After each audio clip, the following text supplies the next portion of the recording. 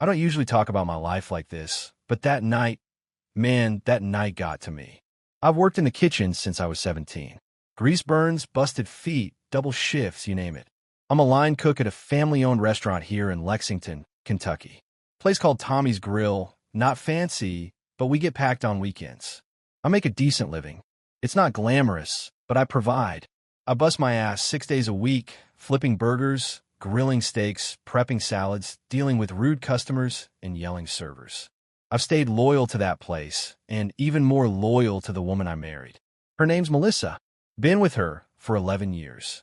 Married for 7. No kids. We tried, but life didn't go that route. She works front desk at a dentist's office over in Georgetown Road. Good pay, benefits, 9 to 5. Always home by 5:45. At least she used to be. Lately, though, that changed. It started off with little things. She'd come home quiet. Not mad. Not sad, just disconnected. Then she started working late, except I'd see her post stories on Snapchat.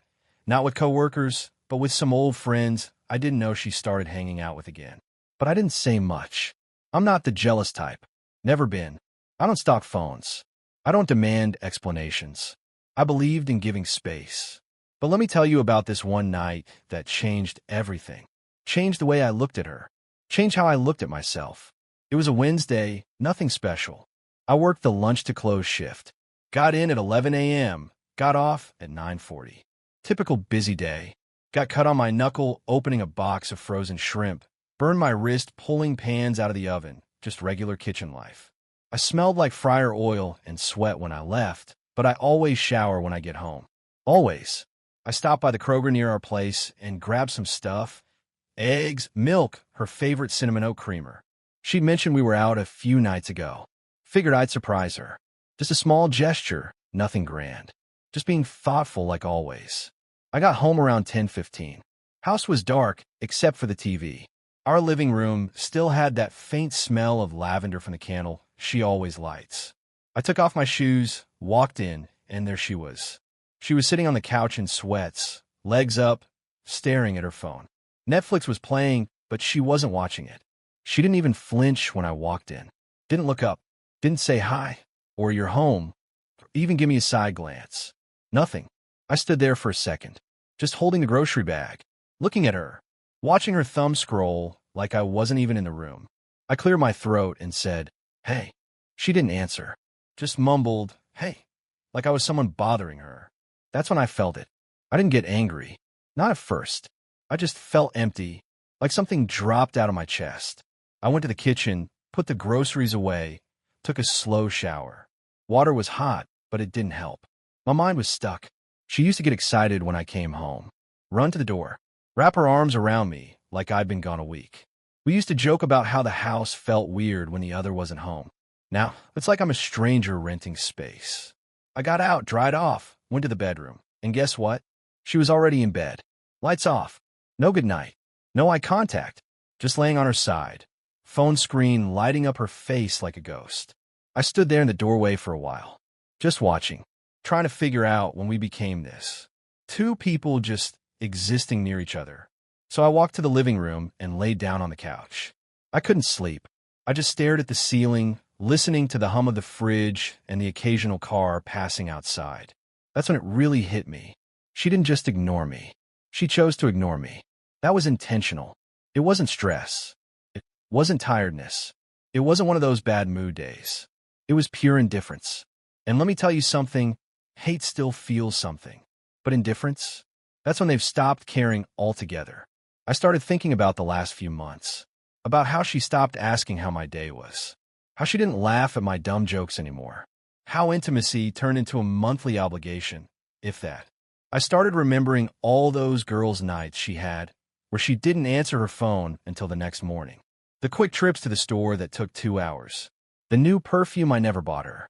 The locked phone. The passwords changed. The sudden gym membership she didn't want to join with her. The signs were always there. But I didn't want to believe it. I thought maybe I just wasn't enough anymore.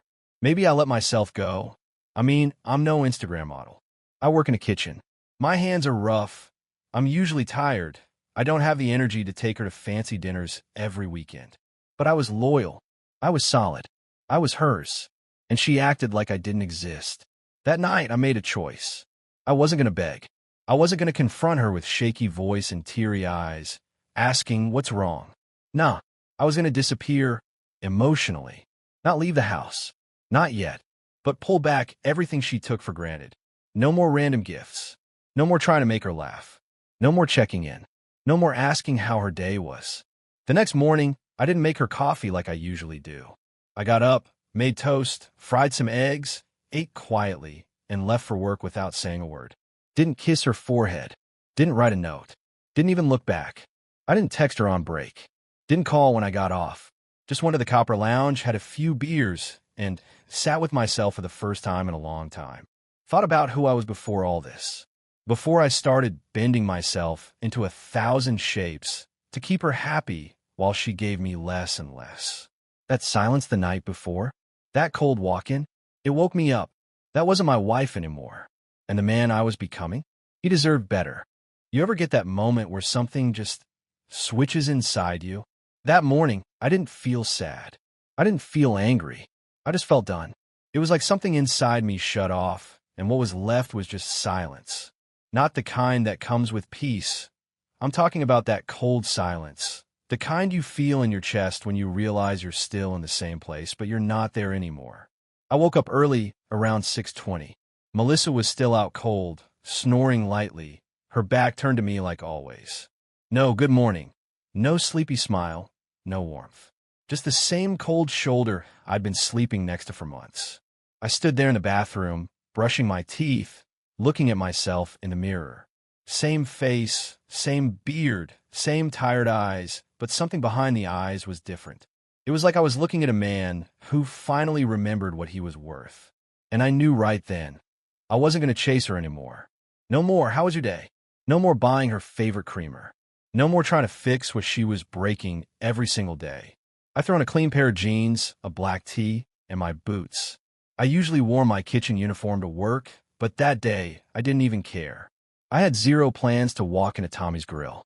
I needed a break from the job, from the house, from her. So I texted Brian, the manager. Not feeling too hot. Gonna take a day to rest. He texted back in seconds. All good, man. Take care of yourself. Simple. No pressure. I went to the kitchen and made breakfast, just for me. Eggs, bacon, and a slice of sourdough toast. Usually I'd make Melissa coffee, maybe bring her a cup to the nightstand. But that morning, I didn't even ask if she was hungry. I didn't even turn the bedroom light on. I sat at the table alone, phone face down, no music playing, just eating and listening to the ticking clock on the wall. The air in the house felt different, like I had taken control of something she'd slowly been stealing for months. My presence. She walked into the kitchen around 7:40, hair messy, robe halfway open, face glued to her phone like always. She barely looked at me and mumbled, "You're not at work?" I didn't even look up, just said, "Took the day off." She blinked, surprised, paused like she wasn't sure what to do with that. Then she grabbed her tumbler, filled it with water, and left the room without saying another word. But here's the thing, I wanted her to notice. Not in a needy way. I wanted her to feel it, that something was different, that I wasn't sitting around waiting for her scraps anymore. After she left for work, I took a slow shower, really slow.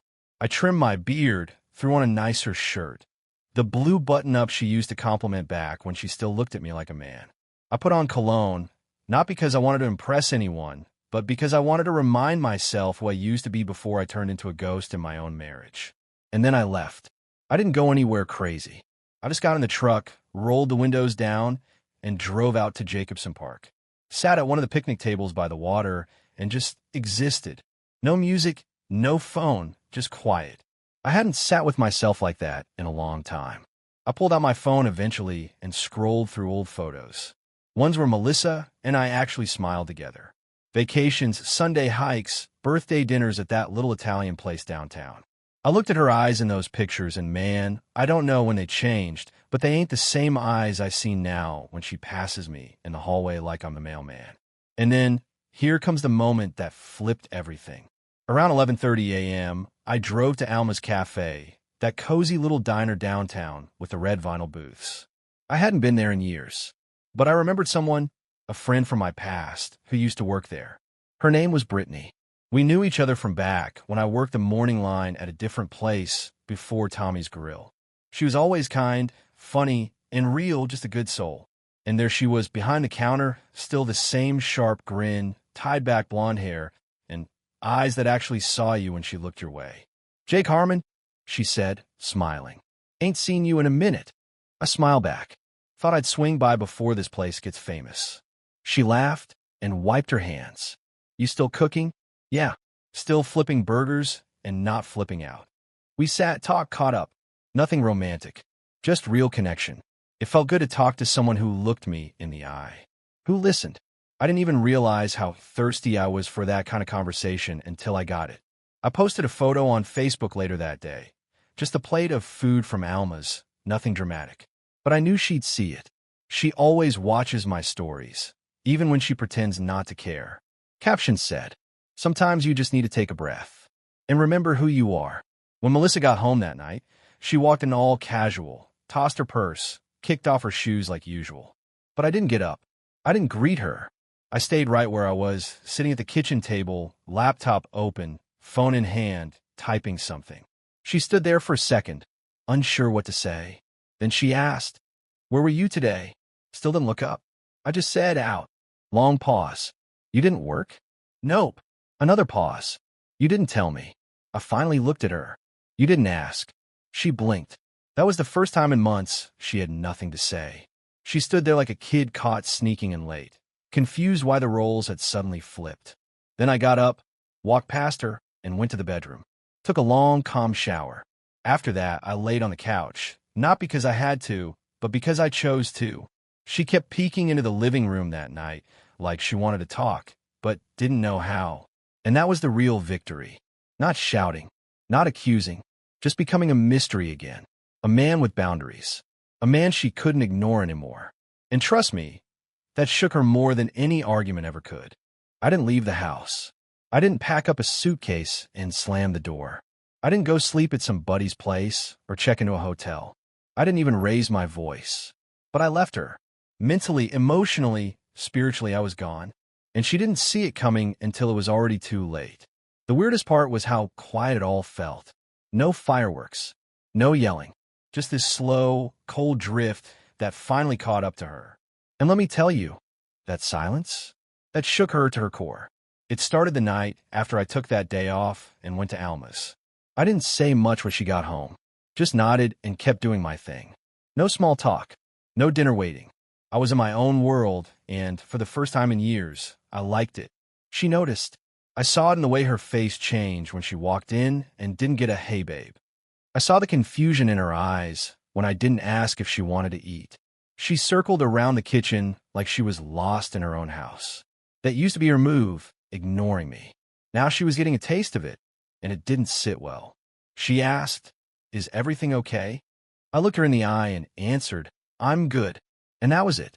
No follow-up. No softness. No bridge for her to walk back across. You could hear the tension in the silence that followed. She stayed up late that night, probably expecting me to come to bed like always. But I didn't. I sat on the couch, threw on a game, and didn't move.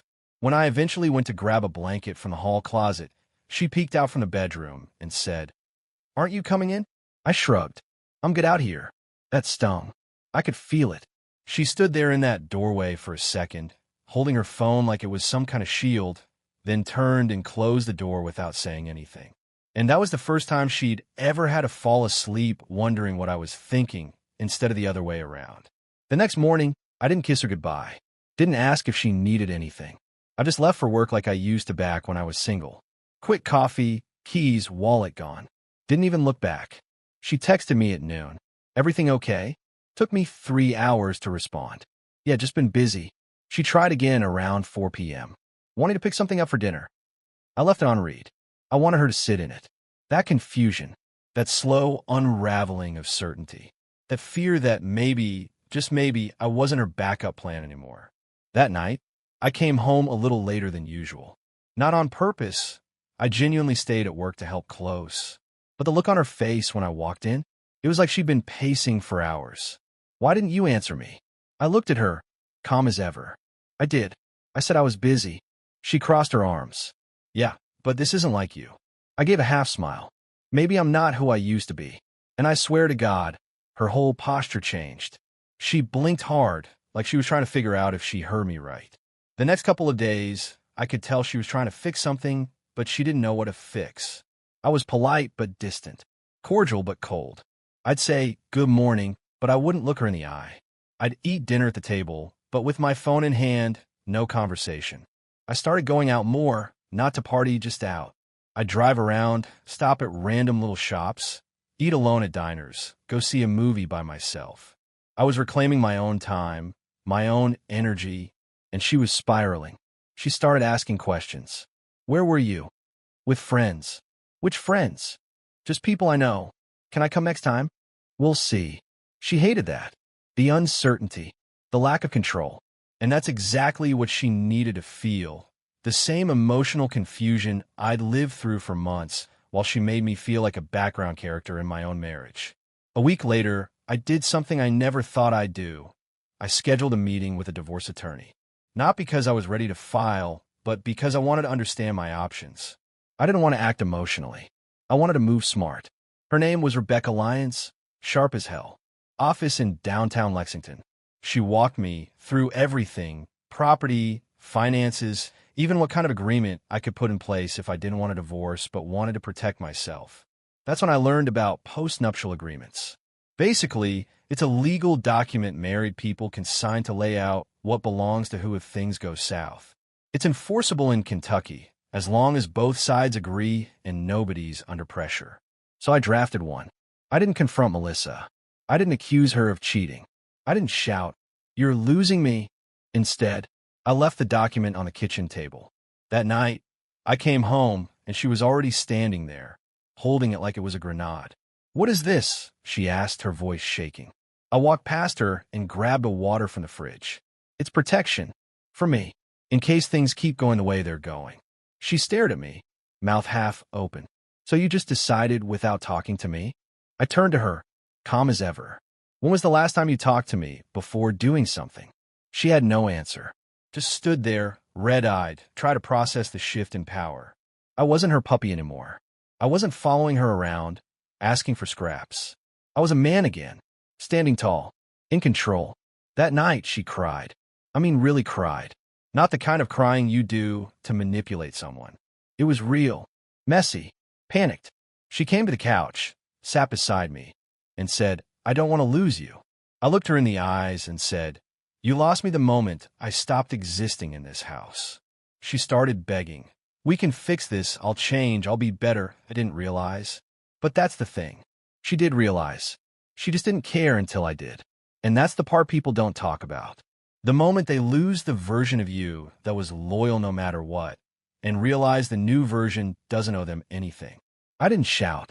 I didn't throw her stuff out. I didn't post cryptic messages online or flirt with other women to prove a point. I simply left the version of myself she kept stepping over and became the man she thought would never walk away. And she'll never forget it, because the loudest goodbye is the one you never hear coming.